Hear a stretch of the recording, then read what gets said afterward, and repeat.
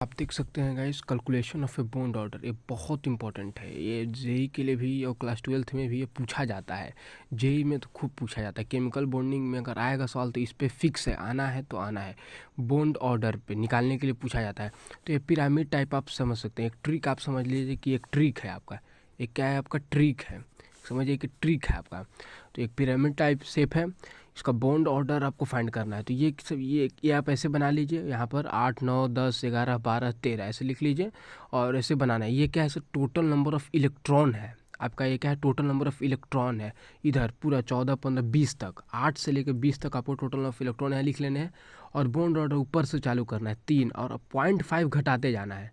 आपको 0.5 घटाते जाना है। 3 2.5 2 1.5 1 0.50 ये तो आप डायरेक्ट निकाल सकते हैं। कोई भी दे रखा होगा, आप बस उसका टोटल नंबर ऑफ इलेक्ट्रॉन निकाल लीजिए और तुरंत उसका बॉन्ड ऑर्डर फाइंड हो जाएगा। बस सीधा सीधा, अगर जो 12 का होगा वही वही वही 16 का होगा, जो 13 का होगा वही 15 का होगा, जो 11 का होगा वही 17 का होगा। सेम सेम ही सेम होगा।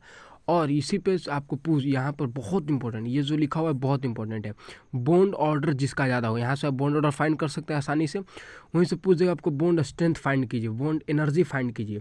तो यहाँ से आप निकाल सकते हैं कि अगर बॉन्ड ऑर्डर ज़्यादा होगा तो सर बॉन्ड स्ट्रेंथ या एनर्जी भी उसका ज़्यादा होगा, और बॉन्ड ऑर्डर जिसका ज़्यादा होगा बॉन्ड लेंथ उसका कम होगा। तो ये भी पूछा जाता है। तो आप यहीं से दोनों निकाल सकते हैं। ये भी बहुत पूछा जाता है, इंपॉर्टेंट ये भी है, ये बहुत इंपॉर्टेंट है।